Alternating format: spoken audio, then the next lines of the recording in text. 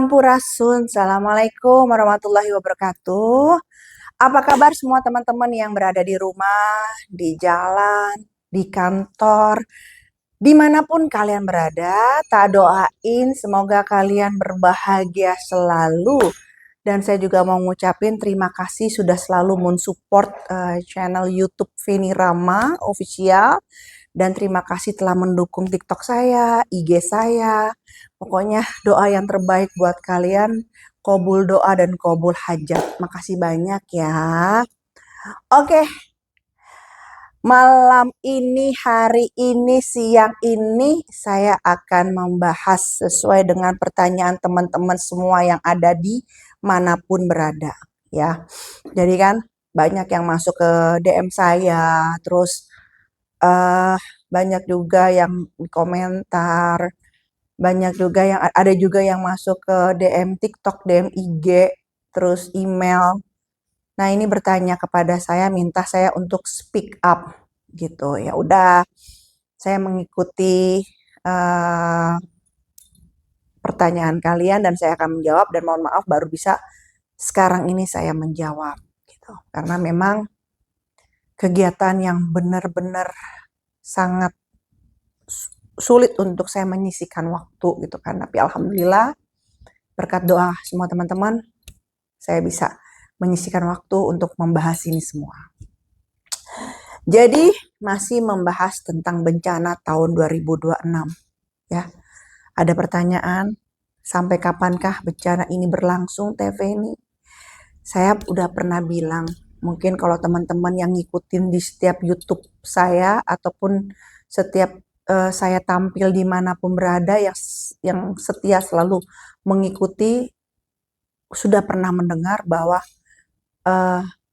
saya memprediksi bahwa ujian air ini sampai awal tahun masih berlangsung ya. Dan saya juga bilang itu di daerah bagian utara. Oke, mungkin kalau ada yang pernah dengar silakan komen. Dan saya juga pernah prediksi masalah ada pesawat yang jatuh di tahun 2026 dan itu isinya bukan konvensional tapi kementerian. Saya juga pernah bilang seperti itu kalau nggak salah. Saya waktu itu sedang podcast dengan Bang Robi Purba. Ya, jadi teman-teman bisa cross check itu. Nah, jadi saya juga pribadi tuh tidak menyangka untuk yang masalah pesawat ya kok secepat ini gitu. Tapi kalau pembahasan pesawat saya udah bahas di YouTube saya sebelumnya. Jadi teman-teman bisa melihat YouTube saya sebelumnya. Saya membahas tentang apa? Tentang pesawat yang jatuh kemarin gitu. Nah, ada pertanyaan sampai kapan? Dan memang pertanyaan itu pertanyaan yang bagus, namun memang udah pernah saya jawab.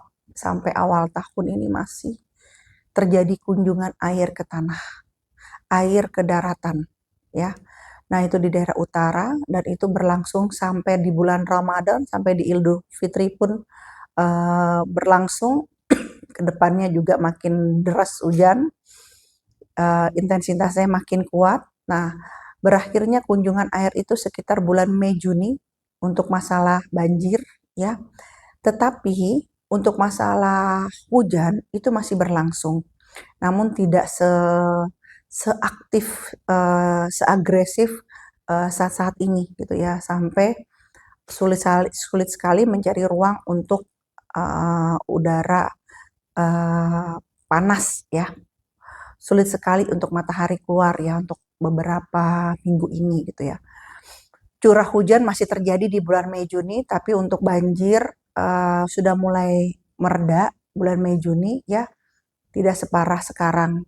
Namun mohon maaf untuk bulan Ramadan, Idul Fitri itu masih berlangsung untuk banjir. Seperti itu. Dan memang Jakarta Utara, daerah utara itu memang daerah yang paling difokuskan untuk di daerah banjir gitu ya. Dan yang kedua yang saya khawatirkan, saya juga pernah bilang bahwa Sesar Lembang mulai aktif gerakannya, tapi saya di sini berdoa, andai pun memang kita harus melewati masa ini, ya setidaknya diminimize gitu ya. Jadi efeknya itu kan memang kenanya ke daerah sekitar Bandung ya, Sesar Lembang, dan dampaknya sampai ke Bekasi. Saya pernah bilang juga Bekasi banjir. Ayo di mana coba teman-teman bisa cross check di YouTube mana saya pernah bilang gitu ya.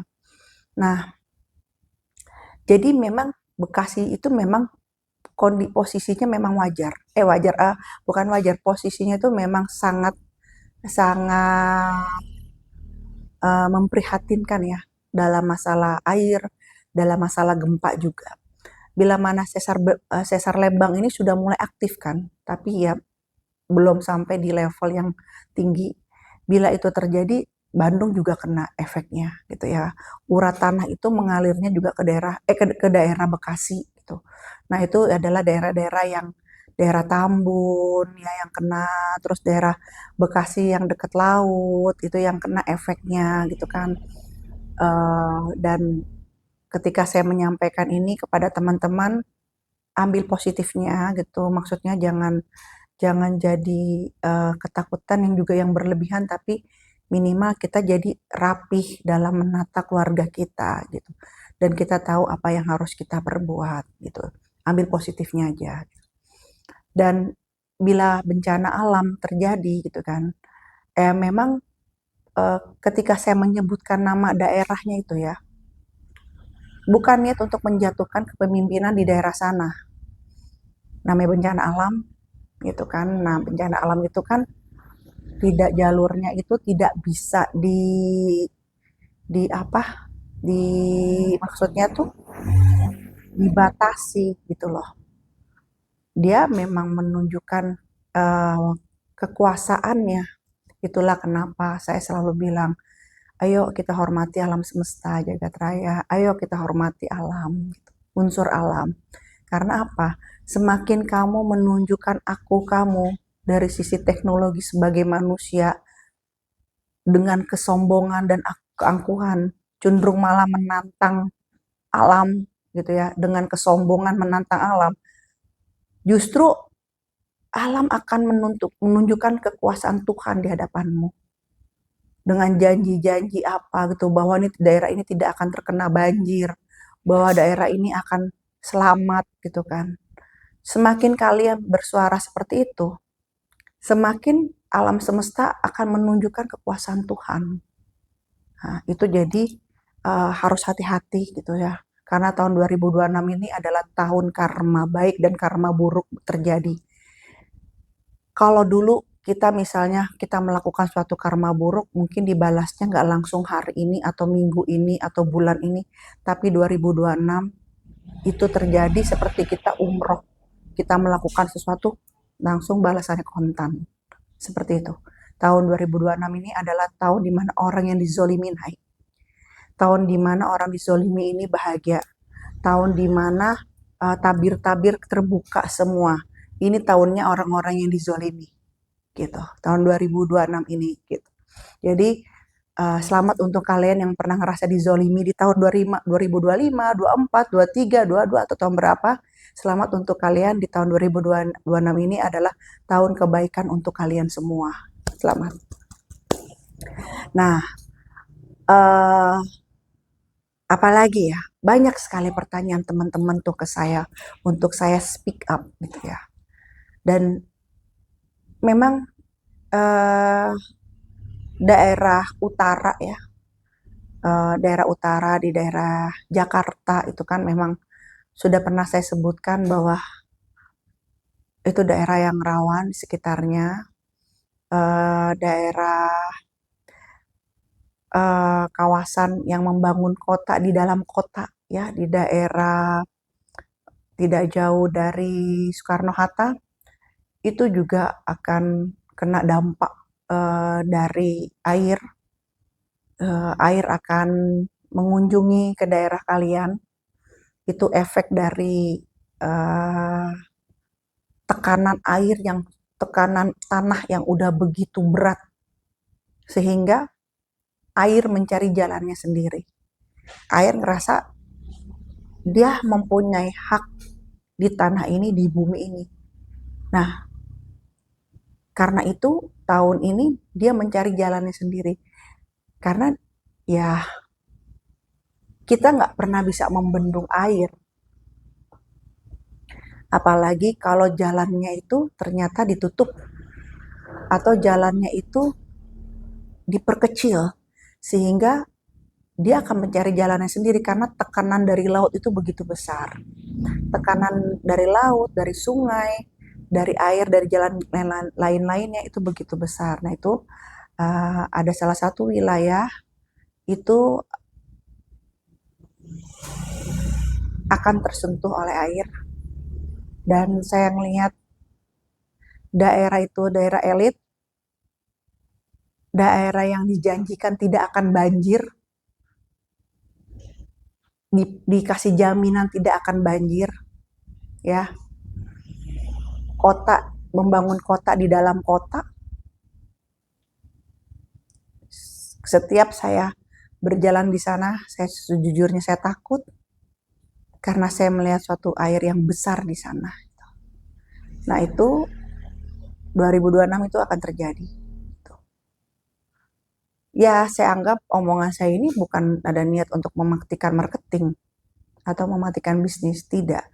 Tapi jika orang bijak ya, dia akan mengambil hal positifnya. Apa yang harus dia lakukan. Itu sih. Kalau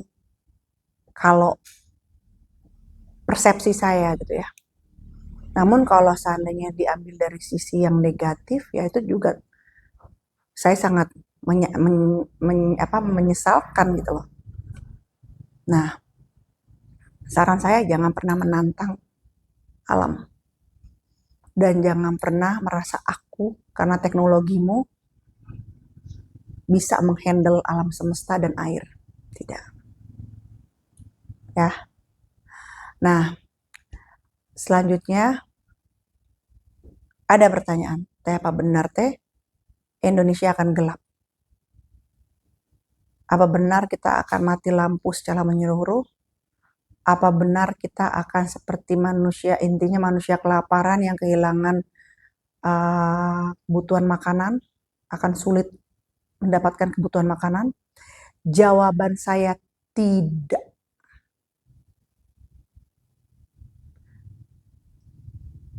Saya meyakini Tuhan baik kepada negara kita, negara Indonesia. Negara kita negara yang sangat kaya. Semua bahan ada di sini. Mau bahan apa? Pertanian, perikanan, pertambangan, ataupun bahan-bahan lainnya. Semua ada di Indonesia dan saya percaya negara kita negara yang kaya. Dan saya masih percaya bahwa presiden kita, Bapak Prabowo bisa menghandle ini semua. Saya masih percaya itu dan karena itu saya minta untuk teman-teman semua yang ada di rumah, ayo kita berikan support sistem energi positif kepada beliau untuk menghadapi kondisi ini gitu. Dan saya tidak, seandainya pun itu Indonesia gelap, itu karena suatu bencana yang sangat besar. Itu ya kalau saya lihat, itu mungkin. Tapi kalau hanya masalah perang ekonomi, itu tidak. Andai pun mati lampu, itu tidak langsung blok daerah, misalnya daerah Jakarta Pusat, semua wilayah Jakarta Pusat, atau daerah selatan, timur, semua, atau daerah Bogor, semua. Enggak seperti itu. Hanya beberapa titik ini aja. Ya, jadi jangan khawatir untuk teman-teman semua yang ada di rumah, saya tidak melihat itu. Bukannya saya menantang, tidak. Tapi saya meyakini Tuhan itu baik. Gitu.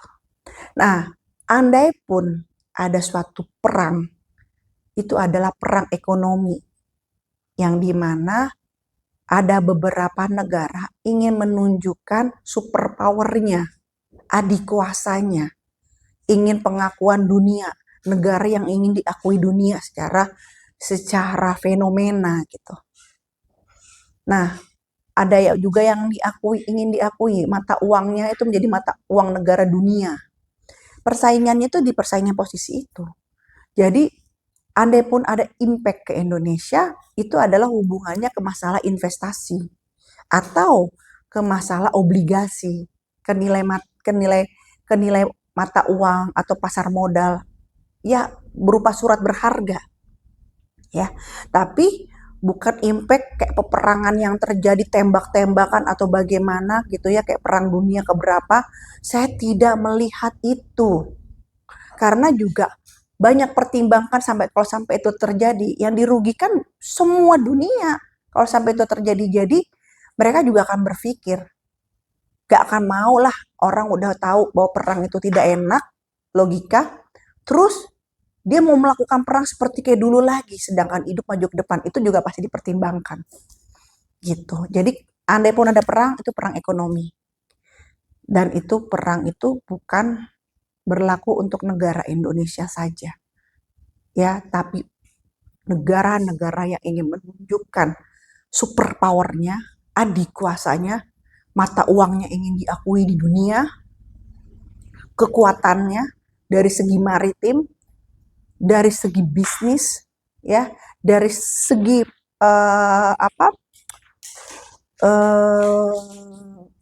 peraturan-peraturan. Jadi perang itu berlaku seperti itu. Itu yang saya lihat tahun 2026. Ya, tapi kalau untuk yang signif seperti sampai peperangan, sampai kita harus susah makan atau terjadi mati lampu gelap total atau wifi atau hilang total semua, bismillah saya yakin Indonesia tidak akan di posisi itu. Allah akan melindungi kita. Itu saya masih yakini, ya. Nggak salah dong kalau saya meyakini itu. Kalau di luar sana ada yang bilang seperti itu, monggo, terserah, up to you. Tapi ini versi saya meyakini itu tidak akan terjadi. Bismillah. Ya. Nah,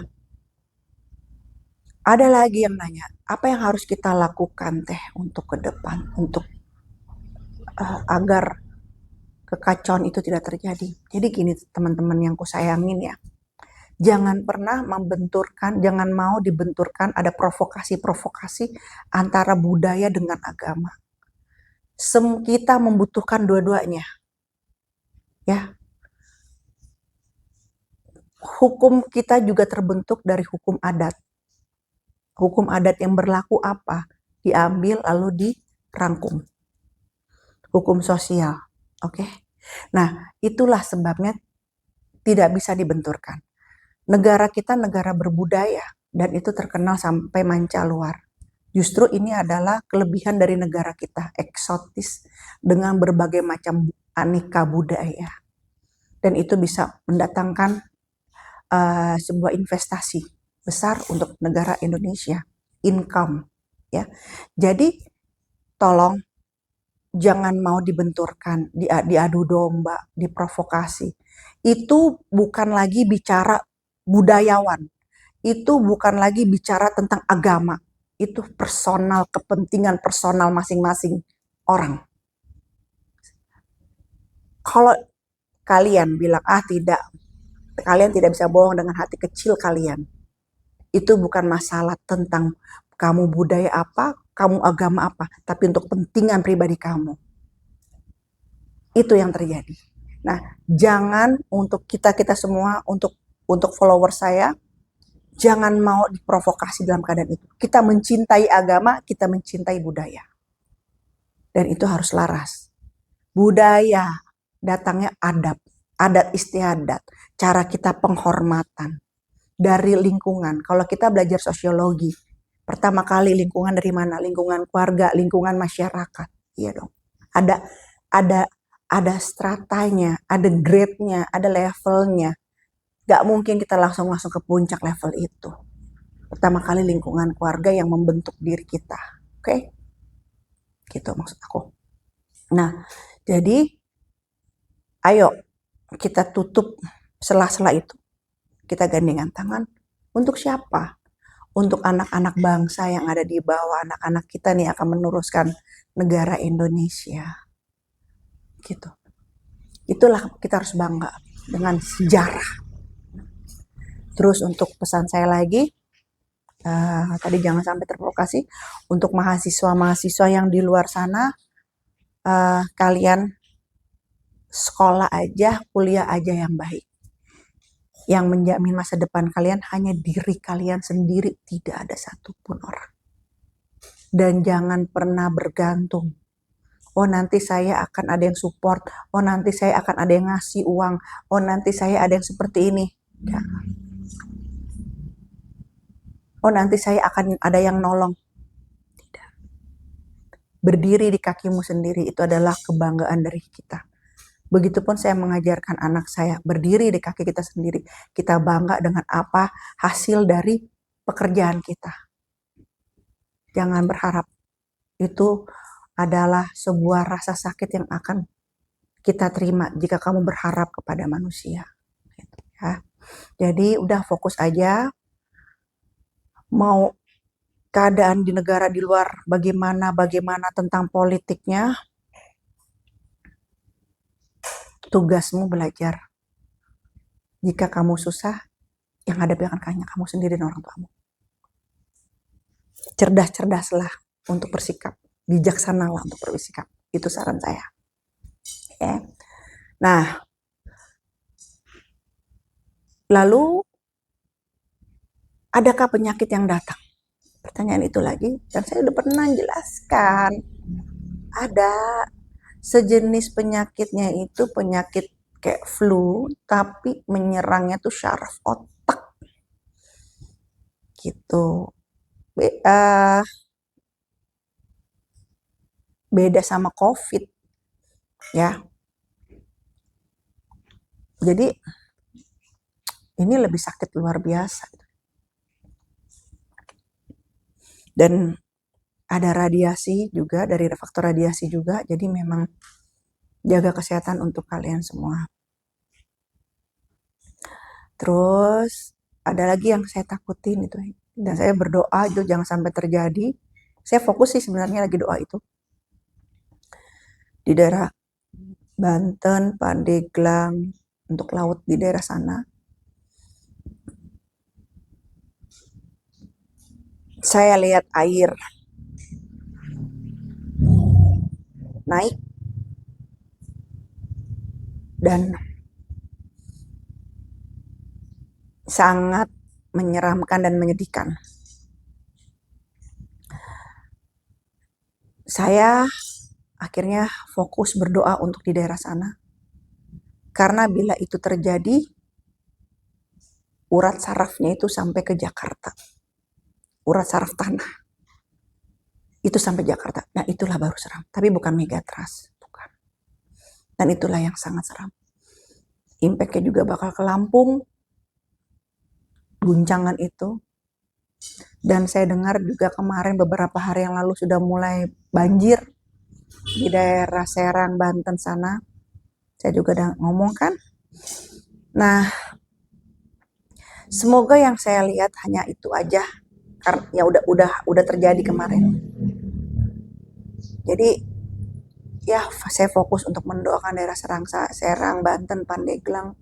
Fokus karena itu bila itu terjadi